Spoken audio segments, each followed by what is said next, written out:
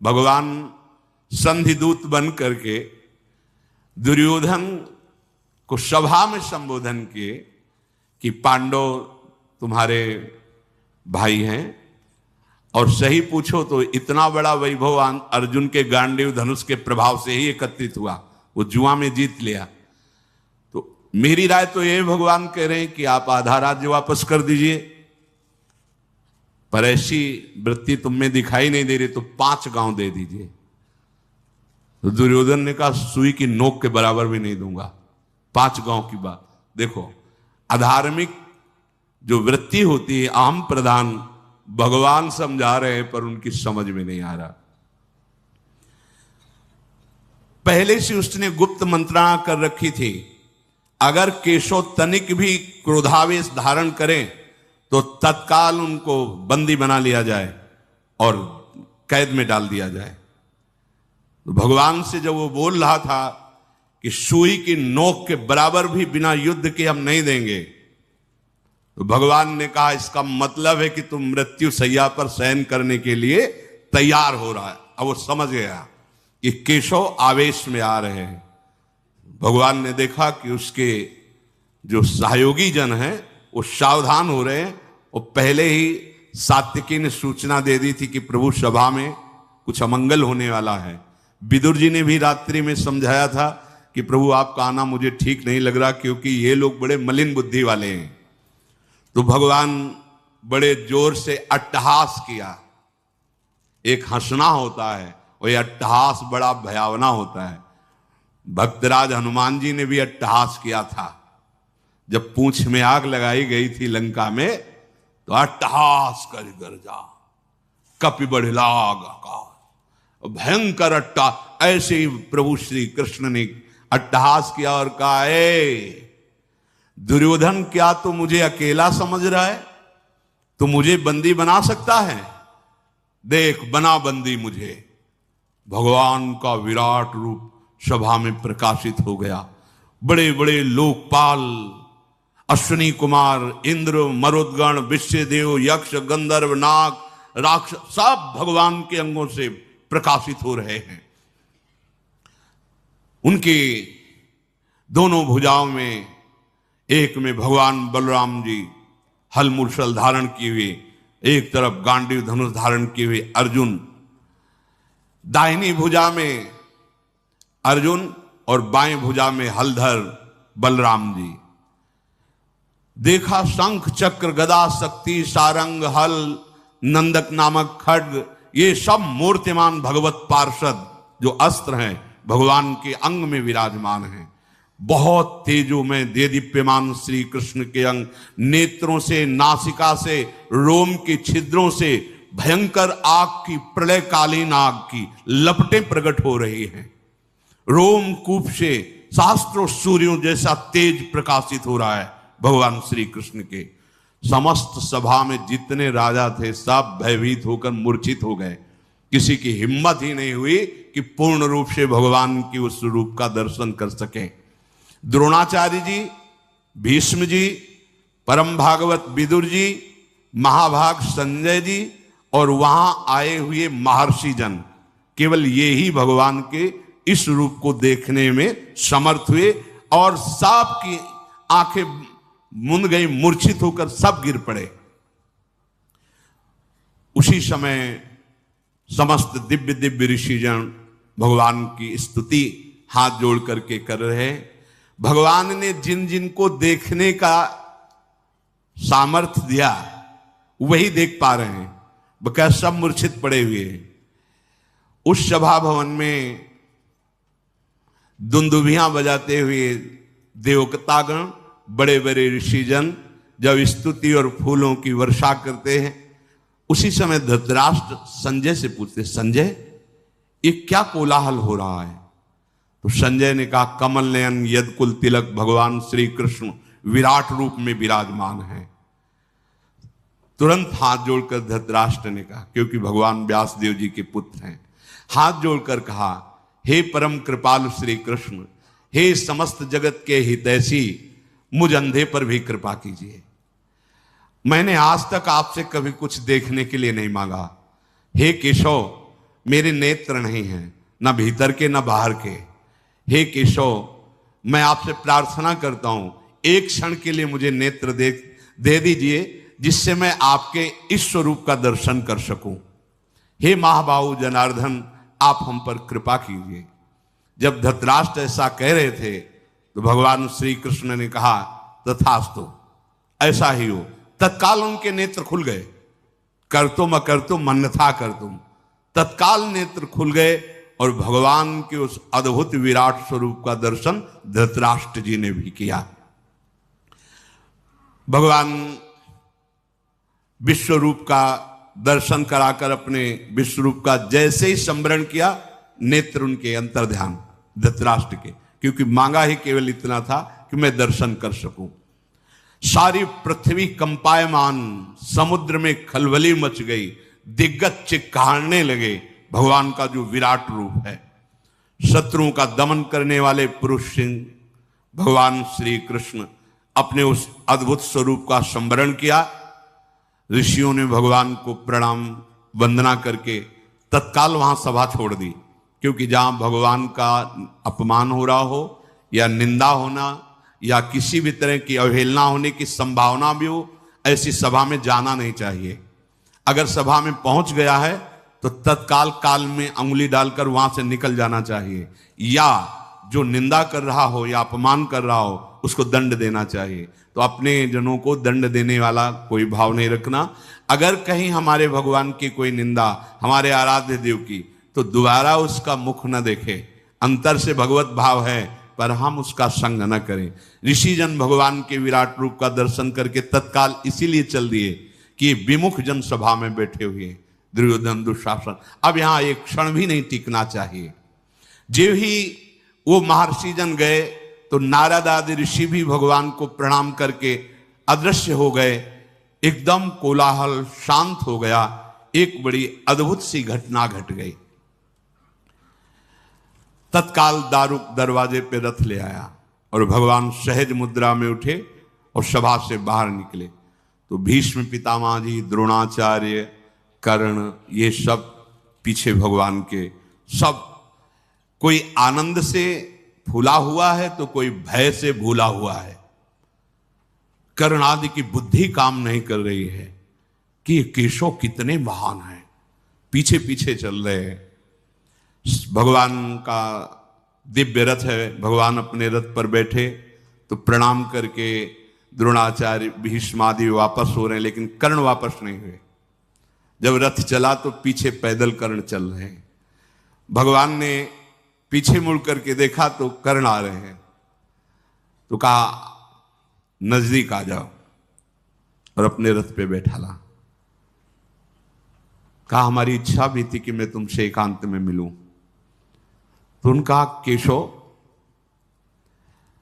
मुझे वेदविद जो ब्राह्मण जन हैं उनसे पता चला था कि भगवान का अवतार होगा। अब मैं समझ गया कि वही अवतार आप हैं। अभी तक तो मैं समझ नहीं पा रहा था कि तुम अर्जुन के मित्र हो, बहुत प्रभावशाली हो, पर जो मैंने ब्रह्म ऋषियों से सुना था, आज मुझे अनुभव हो रहा है कि आप साक्षात भगवान हैं। भगवान ने कहा, हां, जो वेद पारंगत विद्वान ब्रह्म ऋषियों ने तुम्हें बताया था, वही मैं अवतार लेकर के इस जगत का भार उतारना चाहता हूं। तुम तत्वज्ञानी महापुरुषों का संग किए हो कर्ण, इसलिए मैं जो तुम्हें कह रहा हूं बिना संशय के बात को सुनना। तुम जानते हो सिद्धांत किसे कहते हो, धर्म किसे कहते हैं। तुम धर्मशास्त्र के सूक्ष्म विषय के ज्ञाता भी हो। तुम अधिरथ पुत्र नहीं हो। जो कुंती जी हमारी बुआ हैं, तुम उनके गर्भ से उत्पन्न हुए हो। तुम्हारे पिता भगवान भुवन भास्कर सूर्यदेव हैं। किशोर अवस्था में होने के कारण भयवश तुम्हें उन्होंने प्रवाहित कर दिया था। जो कवच कुंडल थे भगवान सूर्य के प्रताप से आपकी सुरक्षा के लिए थे। आप डूब नहीं सकते थे, आपके प्राण नहीं निकल सकते थे। इसलिए मैं जो कहने जा रहा हूं बहुत ध्यान से सुनना। तुम्हारा जन्म कुंती के गर्भ से हुआ और कुंती जी का ब्याह महाराज पांडु से हुआ। तो जो कन्यावस्था में दैवी शक्ति भगवान सूर्य के द्वारा तुम्हारा प्रादुर्भाव हुआ, तो ब्याह होने के बाद तुम्हारे पिता पांडु, तुम्हारा पुत्र भाव उनके और पिता भाव के संबंध में ये शास्त्रीय धर्मयुक्त है, इसलिए तुम महाराज युधिष्ठिर से बड़े हो। आज ही मैं चल करके बता देता हूं युधिष्ठिर जी को कि कर्ण तुम्हारा बड़ा भाई है। तत्काल वो तुम्हारे चरण छुएंगे, मेरे साथ चलो। और जब युधिष्ठिर जी चरण छुएंगे तो अर्जुन, नकुल, भीम, सहदेव ये तुम्हारे चरणों में ही बैठेंगे। और जब पांचों पांडव और उनके पांचों पुत्र सुभद्रा कुमार, अभिमन्यु ये तुम्हारे चरणों में बैठेंगे और मैं तुम्हारे साथ होऊंगा, तो त्रिभुवन में कोई ऐसा नहीं कि तुम्हारा विरोध कर सके। त्रिभुवन विजेता और सर्व पूजनीय कर्ण तुम हो, तुम कोई साधारण नहीं हो। ये जितने भी राजा आए हुए हैं, चाहे दुर्योधन के पक्ष क्यों 11 अक्षौणी सेना या 7 अक्षौणी सेना पांडवों की, ये सब तुम्हें नतमस्तक होंगे। युद्ध होगा ही नहीं, केवल तुम्हारे बल से युद्ध होने जा रहा है, इसलिए मेरी बात मान लो। ये हम एकांतिक रहस्य तुमसे बता दिया कि तुम महाराज युधिष्ठिर के बड़े भाई हो, तो जितने भी राजा आए हुए हैं वो सब तुम्हारा सम्मान करेंगे। वहां तो बात बनी नहीं, लेकिन तुम मेरी बात मान जाओ, बड़ा मंगल हो जाएगा जगत का। कर्ण ने कहा, केशव, हंसते हुए उसने कहा कि बड़ा सौहार्द, बड़ा प्रेम, बड़ा मैत्री, बड़ा हित और परम सत्य आपके वचनों से प्रकाशित हो रहा है। निसंदेह, मुझे कोई संदेह नहीं आपके वचनों पर। जैसा आप कह रहे हैं अक्षरशः ऐसा ही हो जाए। अगर मैं आपकी बात मानूं तो ऐसा ही हो जाएगा, पर नहीं, मैं मानता हूं मैं कुंती का पुत्र हूं। मैं मानता हूं कि पांडु के जैसे और पुत्र उनको पिता, ऐसे मैं भी पिता कहने का अधिकार रखता हूं। अच्छी तरह जानता हूं आपने जो बताया है कि कुंती के गर्भ से भगवान सूर्य की कृपा से मेरा जन्म हुआ है, मुझे कोई संशय नहीं। पर भरी सभाओं में जब अपमान होता रहा, तब न एक बार आपने कहा, न एक बार माता कुंती ने कहा कि ये अधिरथ सूत पुत्र नहीं, ये मेरा पुत्र है। जहां मैं अपने बल विक्रम को दिखाने को किया, वहीं मेरा अपमान होता रहा है। मैं जीवन भर जलता रहा, किस लिए? मेरा क्या दोष था? मेरा दोष आप साबित कर दीजिए। भगवान सूर्य ने प्रकट किया और जल में फेंक दिया गया और अधिरथ सूत ने उठाया, इसमें मेरा क्या दोष रहा? जब मैं कभी अपना बल विक्रम अर्जुन के सामने प्रकट करता तो मेरा उपहास करके मुझे नीचा दिखाया जाता कि सूत पुत्र का अधिकार नहीं राजकुमार के सामने, चाहे वो द्रौपदी के स्वयंवर में हो, चाहे वो अश्व शिक्षा का, पूर्णता का जब प्रदर्शन कराया जा रहा हो तब हो, या किसी भी राजसभा में हो, तब क्यों आप नहीं बोले? क्यों माता कुंती ने ये नहीं कहा कि ये मेरा पुत्र है? तब तो किसी ने नहीं कहा। आज जब ये बात आ गई समझ में कि अब युद्ध होगा ही, तो आप हमको समझा रहे हो केशव, मैं मान रहा हूं आपकी बात सत्य है, पर अब मैं सूत पुत्र ही रहूंगा। और दुर्योधन ने मुझे सम्मान दिया है, जीने की आशा डाल दी दुर्योधन ने। मैं कभी दुर्योधन के साथ अब दगाबाजी नहीं कर सकता। हे वृषणी नंदन श्री कृष्ण, मेरा एक नियम है कि एक बार जिसको वचन दे दिया तो प्राण छूट सकते हैं, वचन नहीं छूट सकते। मैंने दुर्योधन को अपना मान लिया है, अब मैं उसका साथ नहीं छोड़ सकता। जनार्दन, मुझे कोई भयभीत कर सके ऐसा पैदा ही नहीं हुआ। बध, बंधन, भय, लोभ, इनकी ताकत नहीं कि हमारे हृदय का परिवर्तन कर सके।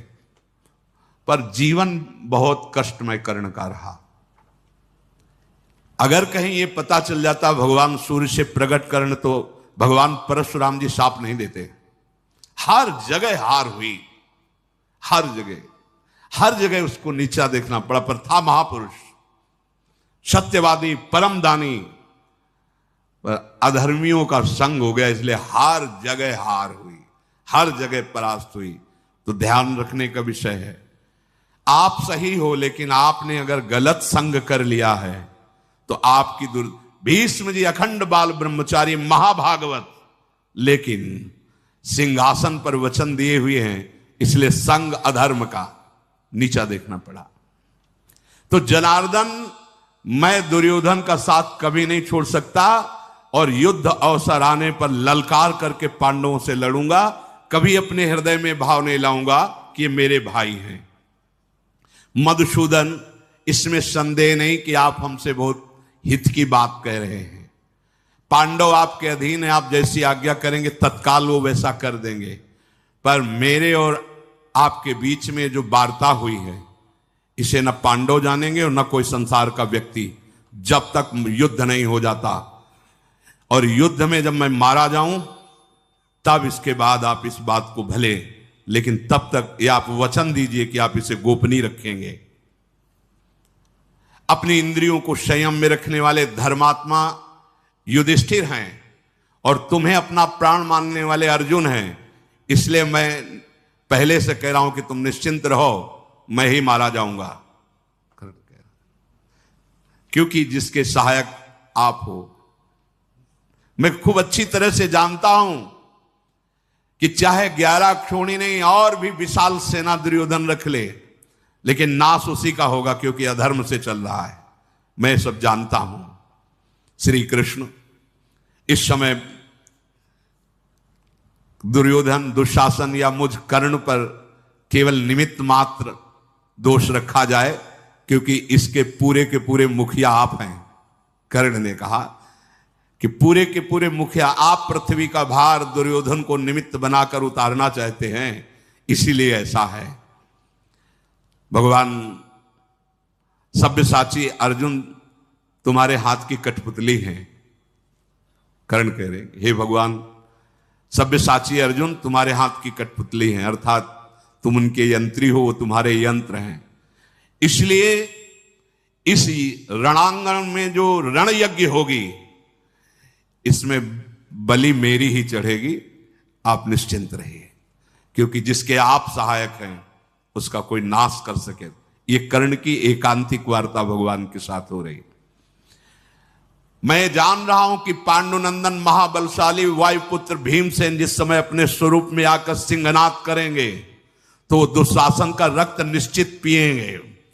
उन्होंने प्रण किया है तो छाती फाड़ेंगे वो, मुझे पता है। क्यों? क्योंकि इस रण यज्ञ में आपका सहयोग है। मुझे पता है कि जिस समय पांचाल राजकुमार धृष्टद्युम्न अपने स्वरूप में आकर खड़ा होगा, तो द्रोणाचार्य का गर्दन वही उतारेगा। क्यों? क्योंकि आप उनके रक्षक हैं। मुझे पता है कि शिखंडी भीष्म जी के सामने खड़े होने के लायक भी नहीं है, लेकिन वो मार गिराने का काम करेगा। क्यों? क्योंकि आप उनके पक्ष में हो। महाबली दुर्योधन का वध निश्चित है, क्योंकि आप पांडवों के पक्ष में हैं। पर हे श्री कृष्ण, मैं पांडवों के पक्ष में नहीं आ सकता, रहूंगा दुर्योधन के ही पक्ष में। जब भगवान ने देखा कि कर्ण बात जानते हुए भी अब नहीं मानेंगे,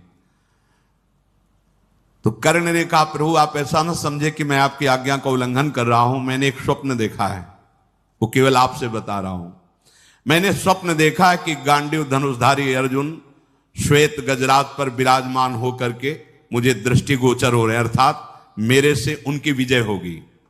मैंने देखा है कि दुर्योधन में केवल 3 के मस्तक पर श्वेत पाग है और सबके लाल है, अर्थात सब मारे जाएंगे। 11 क्षोणी सेना में केवल 3 बचेंगे, अश्वत्थामा, कृपाचार्य और कृतवर्मा।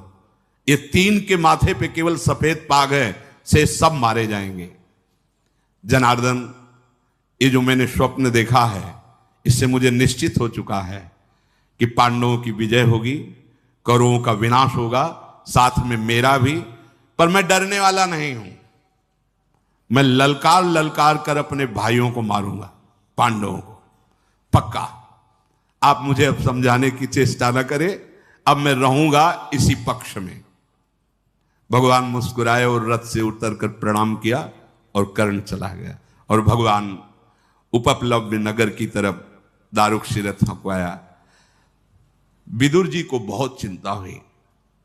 विदुर जी कुंती के पास गए और कहा, चिरंजीवी पुत्रों को जन्म देने वाली भारी संकट उपस्थित है। भगवान आए, संधि करवाने की चेष्टा की, नहीं हुई। भगवान का अपमान हुआ, कैद करने की, बंदी बनाने की चेष्टा की, अब वो वापस चले गए हैं। मतलब युद्ध पक्का। और युद्ध पक्का तो मुझे केवल डर है कर्ण से। गांडीव धनुषधारी अर्जुन से अगर कोई लड़ सकता है तो कर्ण लड़ सकता है। मेरे हृदय में बड़ा शोक उत्पन्न हो रहा है। ये धृतराष्ट्र बूढ़े हो गए हैं, पर इनकी बुद्धि अभी लोभ से ग्रसित हो रही है। कैसे इनको समझाऊं? मेरा हृदय बड़ा अशांत हो रहा है। भीष्म पितामह, द्रोणाचार्य, कर्ण, ये सब दुर्योधन के साथ हैं। कोई उपाय नहीं दिखाई दे रहा। विदुर जी की आंखों में आंसू आ रहे।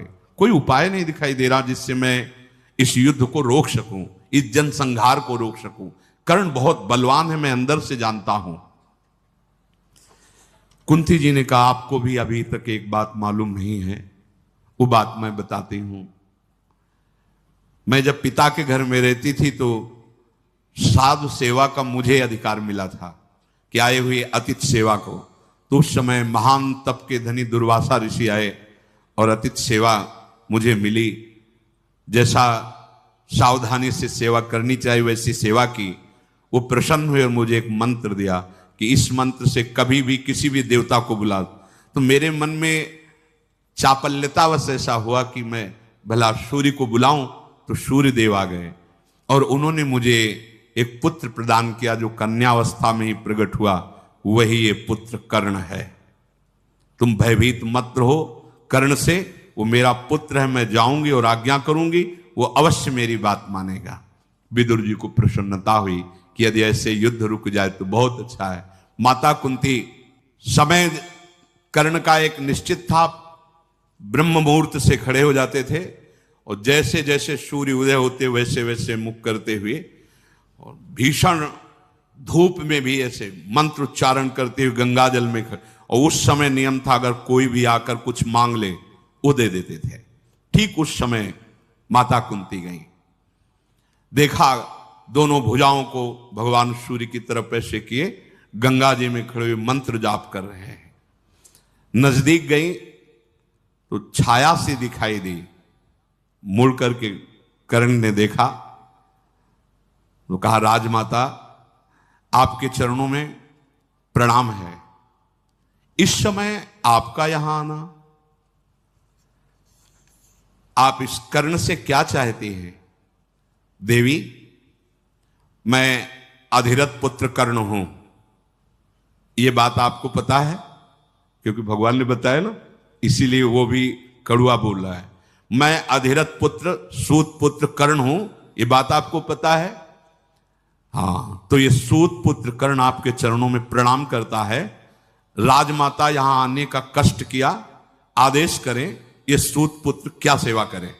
बार बार इसलिए कि वो ये कह के आई है ना कि मेरा पुत्र है, मैं उसे बताऊंगा। और भगवान ने पहले बता दिया था। अभी तक सूर्य भगवान इनको दर्शन दिए, पर एक बार भी नहीं बताया ये रहस्य। ये पता भगवान के द्वारा कर्ण को। कुंती ने कहा कि बेटा, तुम सूत पुत्र नहीं हो, तुम कुंती पुत्र हो। तुम्हारे पिता अधिरथ नहीं, त्रिभुवन को प्रकाशित करने वाले भुवन भास्कर सूर्यदेव हैं। तुम मेरे गर्भ से प्रथम पुत्र के रूप में प्रकट हुए हो।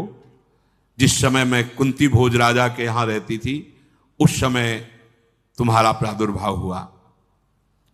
कर्ण, ये सामने देखो, जिनकी तुम आराधना कर रहे हो, ये तुम्हारे पिता हैं और इस बात के साक्षी हैं कि जो मैं बोल रही हूं वो परम सत्य है।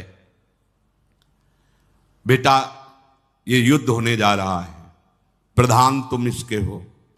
तुम अपने भाइयों से अपरिचित हो, ये पांडव तुम्हारे ही भाई हैं। तुम्हें धृतराष्ट्र पुत्रों की पक्षवृत्ति लेकर युद्ध नहीं करना चाहिए। तुम मेरे पुत्र हो। पूर्व काल में जिसका उपार्जन किया गया अर्जुन आदि के द्वारा लोभवश इन दुष्टों ने कपट करके वो सब ऐश्वर्य अपहरण कर लिया है। अब मेरे पुत्र उसके लिए जरूर युद्ध करेंगे। तो तुम्हें पता हो जाना चाहिए कि अर्जुन और तुम भाई भाई हो, फिर युद्ध किस बात का? तुम हो जाओ तो युद्ध होगा ही नहीं, इस बात को स्वीकार करो। कर्ण ने कहा, इस महान रण यज्ञ की वेदी पे पीठ दिखाने वाला ये सूत पुत्र नहीं है। अब ऐसा कभी नहीं हो सकता। सर्वगुण संपन्न पांडव हैं, मैं जानता हूं। सूर्यमंडल से आकाशवाणी हुई, सुनो कर्ण, सूत पुत्र शब्द उच्चारण मत करो। जो कुंती कह रही वो अक्षरशः सत्य है। तुम मेरे पुत्र हो, मैंने तुम्हें बताया नहीं। आकाशवाणी सूर्य की। जो ही कर्ण ने इस वाणी को सुना तो प्रणाम किया सूर्य को भी, और कुंती से कहा, माता मुझे पहले से पता है कि आप मेरी माता हैं और भगवान सूर्य मेरे पिता हैं। माता कुंती, भगवान सूर्यदेव इनसे मेरा प्रादुर्भाव हुआ है, पर मैं ना आपकी बात से विचलित होने वाला हूं और ना भगवान सूर्य की बात से। वो वचन दिया है दुर्योधन को, तो अब ऐसा नहीं हो सकता। राजमाता, आप और जो कुछ मांगो सो मांग लो, मैं इस समय ना नहीं कहता, पर अगर ये मांगो कि अर्जुन से युद्ध ना हो तो अब ऐसा नहीं हो सकता। क्या आप चाहती हो, आज्ञा कीजिए। माता कुंती ने कहा कि हमें चाहती कि हमारे 6 पुत्र हैं, 5 पांडव और 1 तुम। 6 पुत्रों में एक भी नहीं मरना चाहिए। उन्होंने कहा कर्ण ने कि आज तक हमने कभी किसी को ना नहीं कहा। आपने किस सभा में कहा है कि आपके 6 पुत्र हैं? बहुत हृदय से दुखी कर्ण रहे। कभी कभी किसी ने सपोर्ट नहीं किया, न भगवान सूर्य ने कहा कहीं और न माता कुंती। जहां भी अपनी तो उसको नीचा दिखाए, ए सूत पुत्र तो राजकुमारों के समान। तो 6 पुत्र हैं आपके, आपने किस सभा में घोषित किया? कभी किया है? आज जब आपने देखा है कि आपके पुत्रों पे, प्राणों पे बने आई है, तो आप अब ये कहने चली आई हो कि कर्ण तुम मेरे पुत्र हो, पांडव तुम्हारे भाई हैं। मैं दुर्योधन का आश्रय लिया, मेरा जीवन निर्वाह दुर्योधन ने किया, मैं प्राण भी उसी को दूंगा, उसी के लिए न्यौछावर करूंगा। मैं कभी झूठ नहीं बोलता और मैं कभी मांगने वालों को ना भी नहीं कहता। तो इसलिए दैव बड़ा बलवान है। तुमने 5 पुत्र सदैव घोषित किए हैं, 5 ही रहेंगे, तुमको भी विमुख नहीं करेंगे। युद्ध का अवसर आएगा और जब युधिष्ठिर, भीम, नकुल, सहदेव, इनको मैं ऐसी दशा में पहुंचा दूंगा कि वध कर सकता हूं, उस दशा में मैं इनको छोड़ दूंगा, लेकिन अर्जुन को नहीं। या अर्जुन मुझे मारेगा तो 5, या मैं अर्जुन को मारूंगा तो आपके 5। आपने सभा में सदैव 5 पुत्र बताए हैं, 5 ही पुत्र रहेंगे। या कर्ण जाएगा या अर्जुन जाएगा। कुंती देवी